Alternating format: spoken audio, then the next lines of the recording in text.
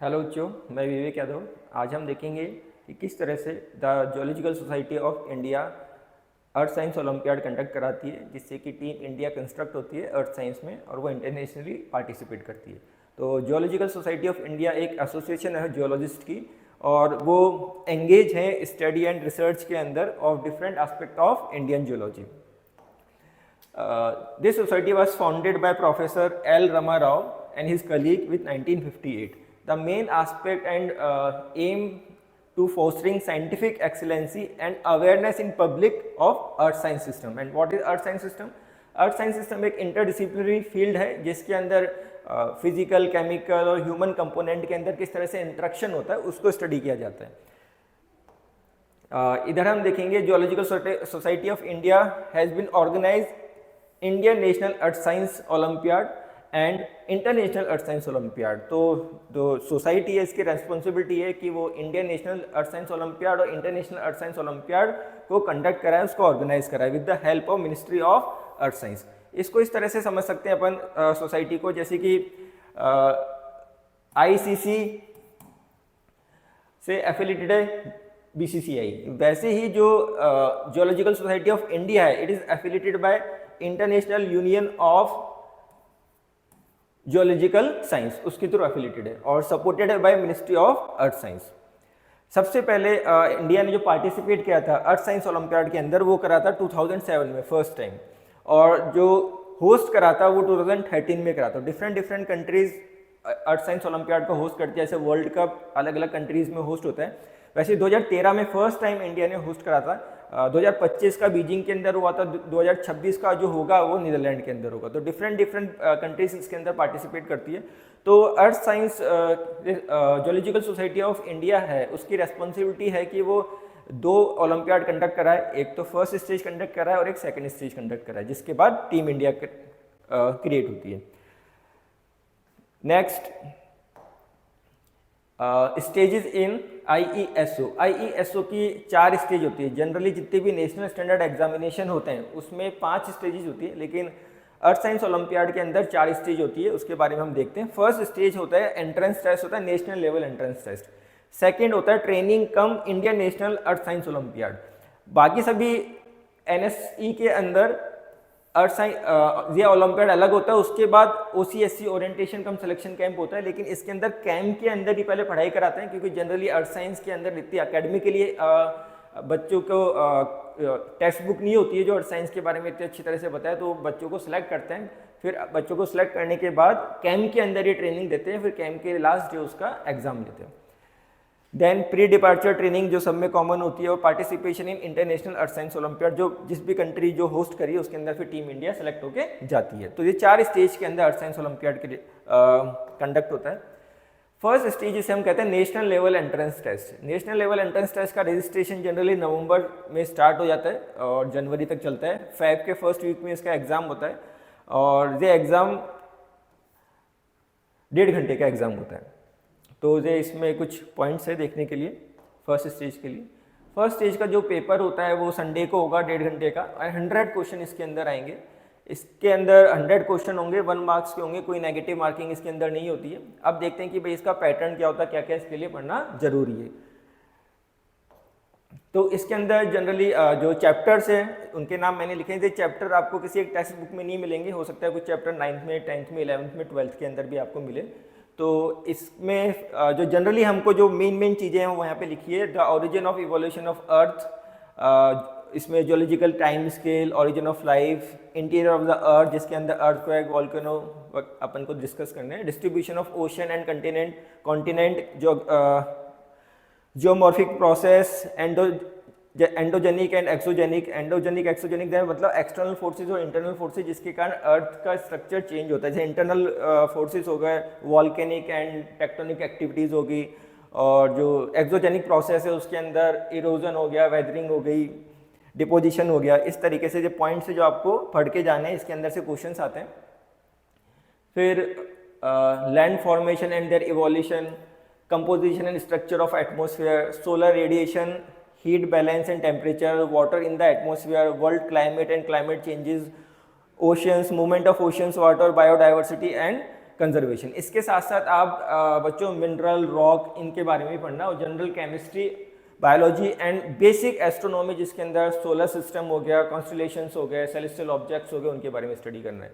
तो इस कुल मिला के टोटल आपका स्टेज 1 के लिए जो सिलेबस है वो इसमें से ही क्वेश्चन पूछे जाएंगे। 100 क्वेश्चन पूछे जाएंगे, ईच क्वेश्चन 1 मार्क का होगा। स्टेज 1 के अंदर टोटल इंडिया से 20 बच्चे सेलेक्ट होते हैं। वो 20 बच्चे जो सेलेक्ट होते हैं वो फिर जाते हैं कैंप के अंदर। उस कैंप के अंदर ही Indian national earth science olympiad conduct होगा। पहले ट्रेनिंग कैंप होगा और फिर उसके बाद ओलंपियाड कंडक्ट होगा। ट्रेनिंग कैंप लगभग 18 दिन का होता है, ठीक है, और ये मई से जून के बीच में कंडक्ट होगा।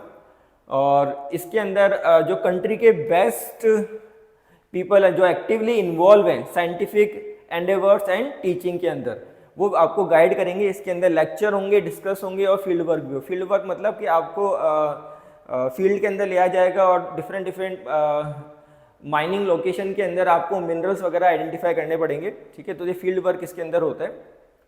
और इसका जो सिलेबस है जो आपको तैयारी करके जाना है, जैसे कि आपका सिलेक्शन हो गया, टॉप 20 के अंदर आ गया, अब आपको जैसे लास्ट ईयर शिलोंग के अंदर हुआ था, तो आपको कैंप के अंदर जाना है, तो आपको कुछ चीज़ें ध्यान में रख के जानी है, ठीक है। तो उस कैंप में आपका रिटन टेस्ट एंड प्रैक्टिकल दोनों होंगे। और क्या आपको पहले से तैयारी करके जानी है, तो मेनली ये 4 स्फीयर हैं, geosphere, hydrosphere, atmosphere, biosphere, planetary system and earth system. ये सारी चीज़ें आपको पढ़कर जानी है, ठीक है। इसके बाद जो एक्सपेरिमेंट भी वहाँ कंडक्ट होंगे, तो आप एक्सपेरिमेंट की भी तैयारी पहले से करते जाइए। जैसे कि जियोलॉजिकल सर्वे ऑफ इंडिया एक संस्थान है जिसे भूवैज्ञानिक सर्वेक्षण कहते हैं, उसके कुछ ऑफिसेज हैं, जैसे जयपुर के अंदर उसका ऑफिस है, लखनऊ में उसका ऑफिस है, कलकत्ता में उसका हेड ऑफिस है, ठीक है। तो बच्चों GSI अलग है, जिसे कहते हैं जियोलॉजिकल सर्वे ऑफ इंडिया, और जियोलॉजिकल सोसाइटी ऑफ इंडिया वो अलग है जो पेपर कंडक्ट कराती है, ठीक है। तो इस वहाँ पे आपको ये सारे एक्सपेरिमेंट करने हैं, क्योंकि इन सब की आपको जरूरत पड़ेगी पहले से वहाँ पे जब आप जाएंगे कैंप में। तो XRD हो गया, XRF हो गया, स्पेक्ट्रोमेट्री हो गया, AAS हो गया, ठीक है, मिनरल एंड रॉक आइडेंटिफिकेशन हो गया, ऑप्टिकल प्रॉपर्टी ऑफ मिनरल्स हो गया, rock dip and strike measurement हो गया, पैलिंथोलॉजी हो गया, लिथोस्फीयर हो गया। ये सारी चीज़ें आपको स्टडी करके जानी है पहले ही। जैसे कि सपोज करो किसी जहाँ पे GSI के सेंटर नहीं है, तो वहाँ पे अगर कोई NIT है, तो NIT में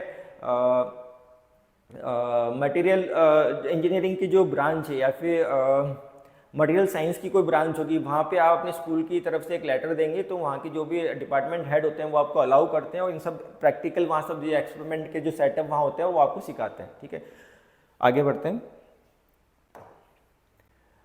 स्टेज 3 के अंदर जो 4 बच्चे, 20 में से 4 बच्चे सेलेक्ट होंगे, कैंप के बाद उनका रिजल्ट बताया जाएगा, वो वापस से दोबारा एक अनदर राउंड ऑफ ट्रेनिंग के अंदर जाएंगे जियोलॉजिकल सोसाइटी ऑफ इंडिया, जिसका हेडक्वार्टर बेंगलोर के अंदर है। वहाँ पे उनको टीम लीडर और रिसोर्स पर्सन अलोकेट होंगे, जो वापस से उनके जो भी डाउट्स हैं प्री डिपार्चर कैंप जिसे अपन कहते हैं उसके अंदर क्लियर करेंगे।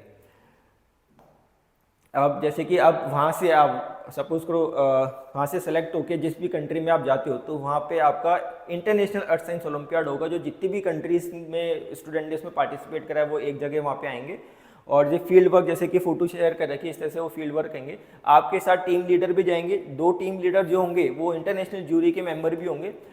और अगर आपको कभी ज़रूरत पड़ती है वो मॉडरेशन एक्सरसाइज का भी काम करेंगे। मॉडरेशन एक्सरसाइज मतलब कि अगर आपका टेम्परामेंट मेंटेन रहे, ठीक है, और आप जो प्रैक्टिकल कर रहे हो, जो लर्निंग कर रहे हो, उसके अंदर आपका संयम बना रहे, ठीक है। जैसे कि स्पोर्ट्स के अंदर भी हम देखते हैं बहुत सारी एक्टिविटी होती है, तो उनके कोच उनको चीयर करते हैं, ठीक है, उनको बूस्ट करते हैं।